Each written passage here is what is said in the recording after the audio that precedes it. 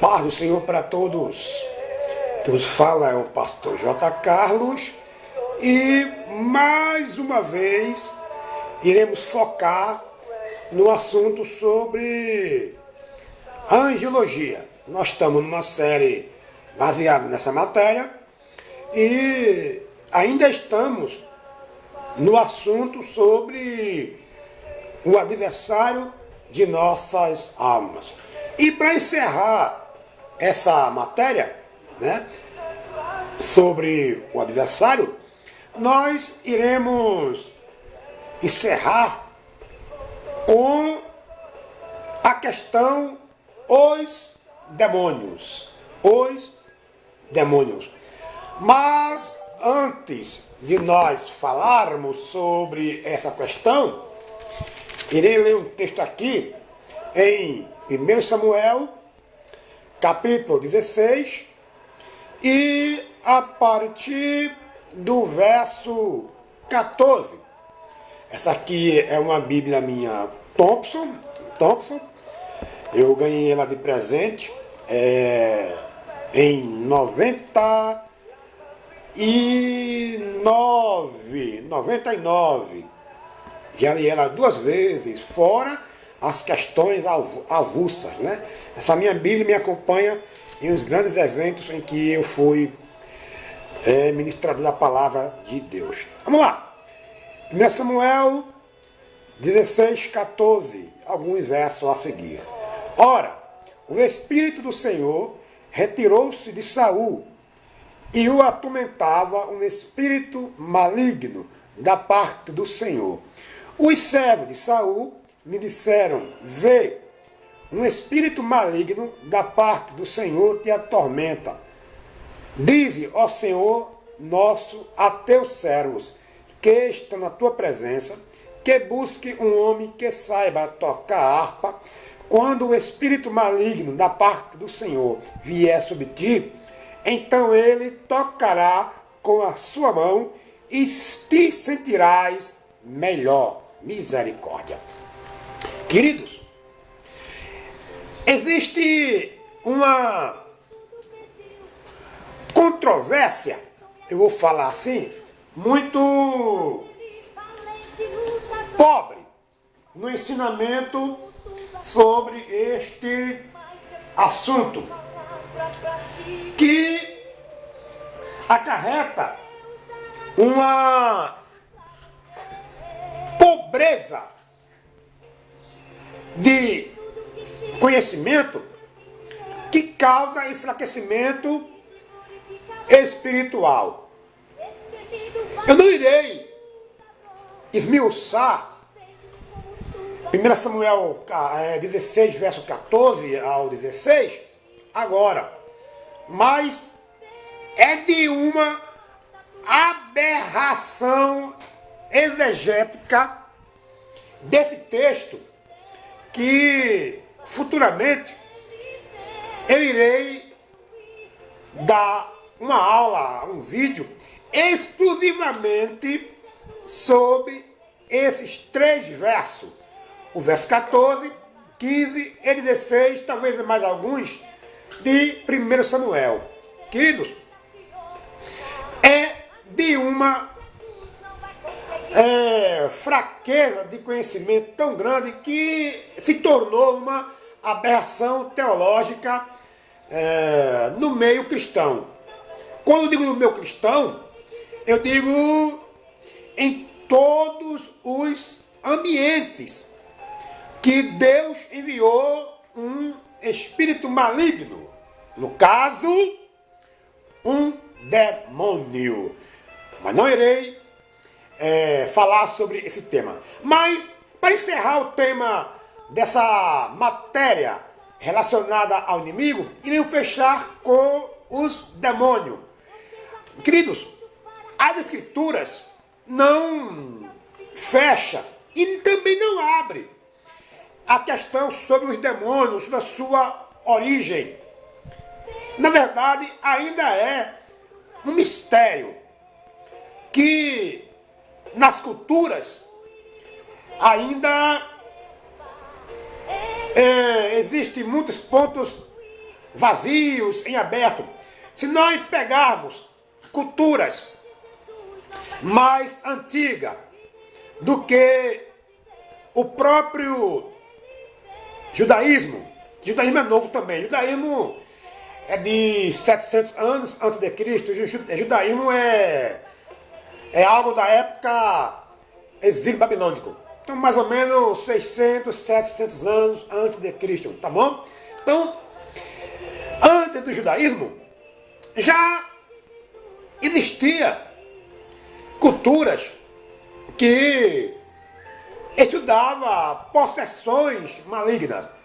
Se você pegar culturas antes a lei de Deus, antes a Torá, você vai ver que na Índia já existia essas questões, como tem até hoje.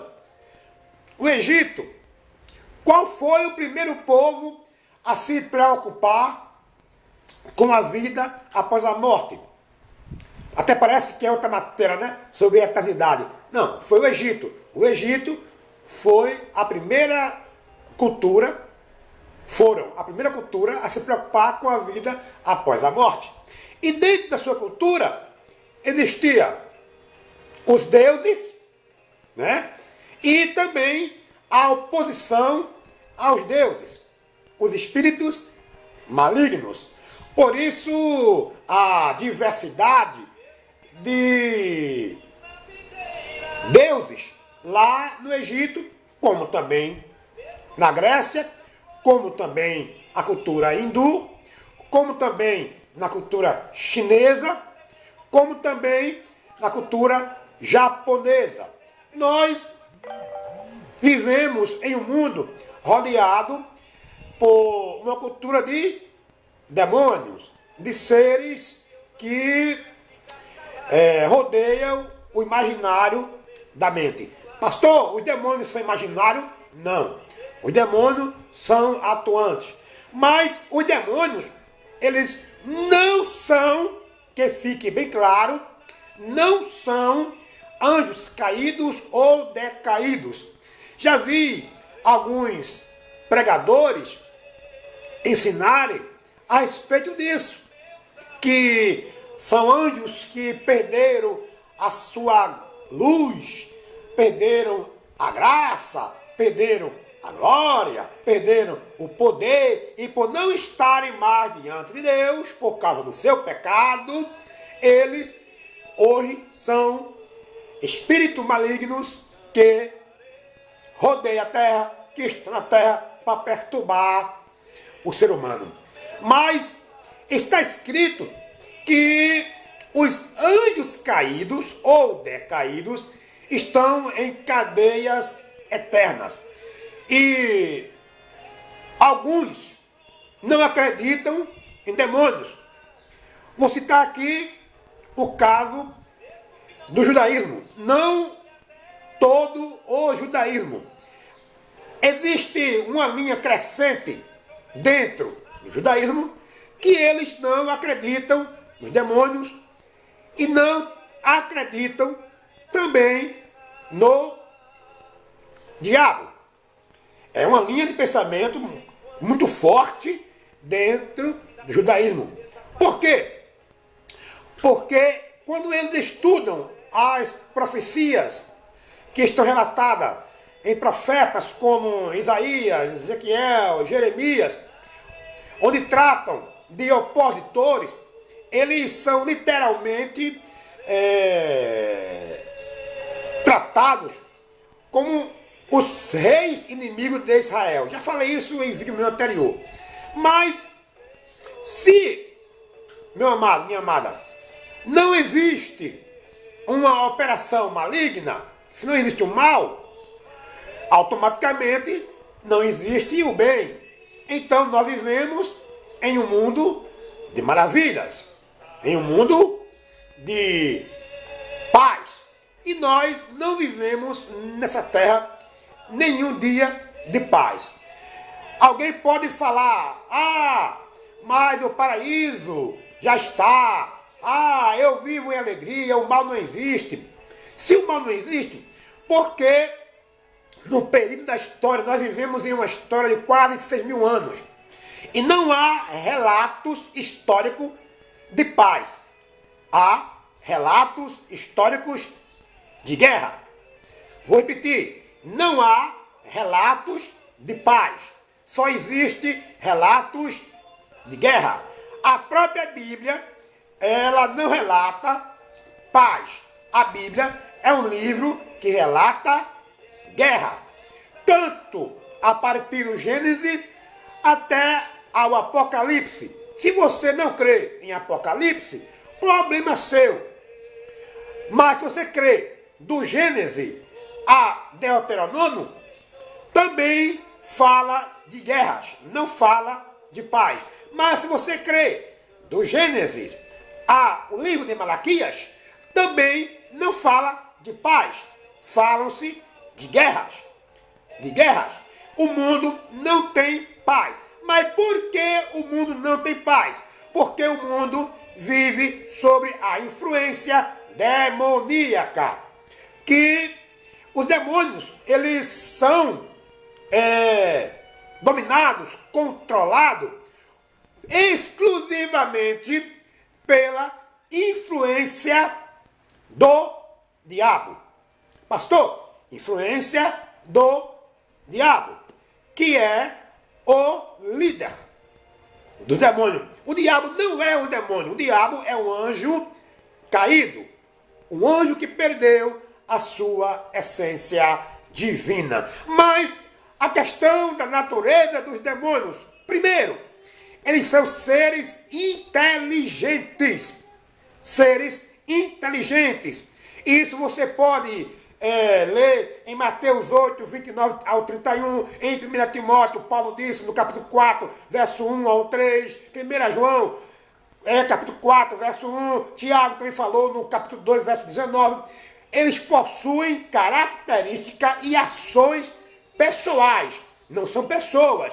Eles possuem características que você e eu conhecemos e que demonstram que possuem personalidade. E isso você vê em Marcos capítulo 1, verso 24, Marcos 5, verso 6, 7, Marcos 8, 16, Lucas 8, 18 a 31. Queridos, a Bíblia está repleta desse tema. Aí alguém pode abrir a sua boca e dizer: mas pastor Carlos, eu não acredito no Novo Testamento porque eu sou judeu. Amém. Não estou aqui criticando a sua linha de pensamento filosófica ou religiosa.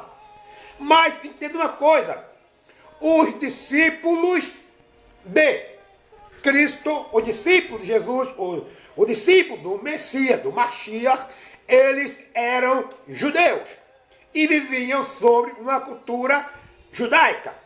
E ele, em sua quase totalidade, não é total, quase totalidade, eu creio que 80% dos textos do Novo Testamento são exclusivamente para o povo de cultura judaica. Vou repetir, 80% das escrituras do Novo Testamento são direcionadas exclusivamente para povos de cultura judaica. Então, escreveram para pessoas que também aceitavam a questão teológica, o ensinamento que existe demônios.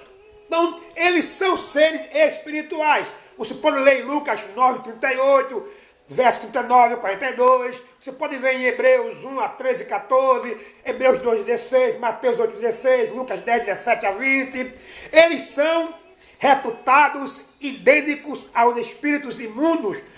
Isso falando no Novo Testamento. Demônios são espíritos imundos. São seres numerosos, Marcos 5, 9, de tal modo que tornam Satanás praticamente